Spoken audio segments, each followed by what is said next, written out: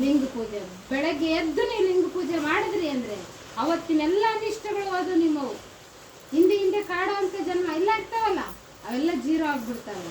ನಿಮ್ಗೊಂಥರ ರಕ್ಷಾ ಕವಚ, ಅವತ್ತಿನ ಪೂಜೆ ನಿಮಗೆ ರಕ್ಷಾ ಕವಚ. ಹೌದಾ? ಈಗ ಮನಸ್ಸು ಏಕಾಗ್ರತೆಯಾಗಿ ಪೂಜೆ ಮಾಡ್ಬೇಕು. ಮತ್ತು ಪೂಜೆ ಅಂದ್ರೆ ವೈಡಂಬರ ಆಡಂಬರ ಅಲ್ಲ. ಒಂದು ವಚನದಲ್ಲಿ ಹೇಳ್ತಾರೆ, ಗರ್ವದಿಂದ ಮಾಡುವ ಭಕ್ತಿ ದ್ರವ್ಯದ ಕೇಡು,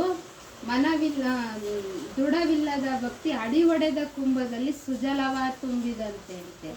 ಅಡಿ ಕೆಳಗಡೆ ಬಾಣೆ ತೂತ್ ಬಿದ್ದಿದೆ, ಮೇಲೆ ಎಷ್ಟು ನೀರು ಹಾಕಿದ್ರೆ ಏನು ಪ್ರಯೋಜನ, ಕೆಳಗೆ ಸೋರ್ ಹೋಗುತ್ತೆ. ಹಂಗೆ ಅಂಥ ಭಕ್ತಿನೂ ಮಾಡಕ್ಕೆ ಹೋಗ್ಬಾರ್ದು. ಅದಕ್ಕೆ ಲಿಂಗ ಪೂಜೆ ಮಾಡ್ರಿ. ಎಲ್ಲದಕ್ಕಿಂತ ಶ್ರೇಷ್ಠವಾದ ಭಕ್ತಿ ಇದು. ಮನಸ್ಸು ಏಕಾಗ್ರತೆ ಆಗುತ್ತೆ. ಈಗ ನೀವು ಬೇರೆ ಎಲ್ಲ ಪೂಜೆ ಮಾಡಬೇಕಾದ್ರೆ ಆ ಬಾಂಡೆ ತೊಳಿ, ಈ ಬಟ್ಟೆ ತೊಳಿ, ಆ ದೀಪ ತೊಳಿ, ಆ ಫೋಟೋ ಒರೆಸು, ಅದು ಹೂವನಾರ ಹಾಕು, ಅದು ಕುಂಕುಮ ಹಚ್ಚು, ಅರಿಶಿನ ಹಚ್ಚು, ಒಡವೆ ಹಾಕು, ಸೀರೆ ಉಡಿಸು ಅನ್ನೋದ್ರೊಳಗೆ ಅರ್ಧ ಗಂಟೆ ಆಗೋಗಿರುತ್ತೆ. ಇನ್ನು ಯಾವ ಪೂಜೆ ಮಾಡ್ಬೇಕು ನೀವು?